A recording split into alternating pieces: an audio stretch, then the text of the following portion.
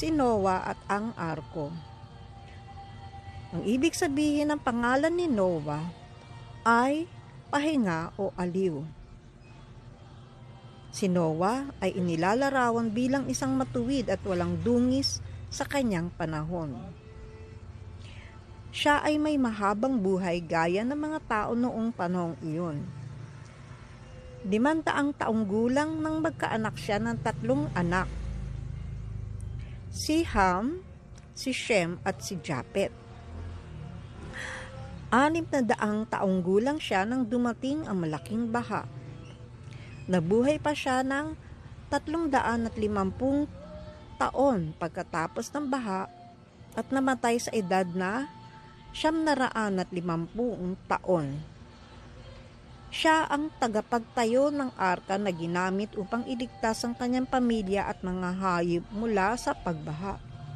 Sa pamamagitan niya, nagsimula muli ang populasyon ng tao at hayop pagkatapos ng baha. Ang kanyang pananampalataya ay nagbigay daan upang mailigtas ang buhay sa mundo.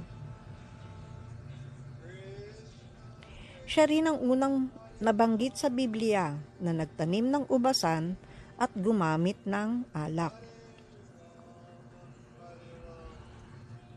Ang kwento ng arka ni Noah ay isa sa mga kilalang salaysay sa Biblia na matatagpuan sa Genesis 6 hanggang 9.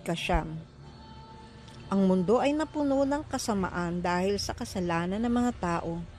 Ang mga tao ay naging masama sa kanilang kalooban at gawain. Nagpasya ang Diyos na parusahan ang mundo sa pamamagitan ng isang malaking baha na lilipol sa lahat ng buhay.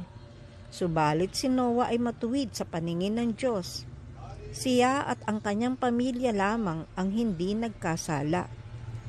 Inutusan ng Diyos si Noah na gumawa ng isang malaking arka o bangka upang iligtas siya, ang kanyang pamilya at mga hayop. Sinabi ng Diyos ang eksaktong sukat ng arka. Ang haba ay 300 siko. Ang lapad ay 50 siko. Ang taas ay 30 siko. Ang arka ay may 3 palapag, may pintuan sa gilid at bubong. Sinabi ng Diyos kay Noah na pumili at maglagay ng mga bawat uri ng hayop, ng lalaki at babae na di malinis, 7 pares ng mga hayop na malinis para sa pagsamba. Dinala rin ni Noah ang sapat na pagkain para sa kanila. Pagkatapos makumpleto ang arka, sinabi ng Diyos na pumasok kasama ang kanyang asawa, 3 anak na lalaki, at ang kanilang mga asawa. Umulan ng 40 araw at 40 gabi.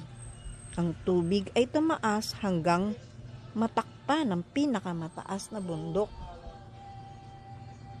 Lahat ng buhay sa lupa ay nalipon, maliban sa mga nasa loob ng arka. Nanatili ang tubig sa lupa ng 150 araw bago unti-unting humupa. Ang arka ay napadpad sa kabundukan ng Ararat. Nagpadala si Noah ng uwak at kalapati upang alamin kung may tuyong lupa na. Bumalik ang kalapatin na may dalang dahon ng olibo, tanda na humupa na ang tubig. Lumabas si Noah at ang kanyang pamilya at ang mga hayop mula sa arka. Nagtayo si Noah ng altar at naghandog sa Diyos bilang pasasalamat. Pinangako ng Diyos na hindi na niya lilipunin ang mundo sa pamamagitan ng baha. Bilang tanda ng pangako, ibinigay niya ang bahaghari bilang simbolo ng kasunduan. Aribol.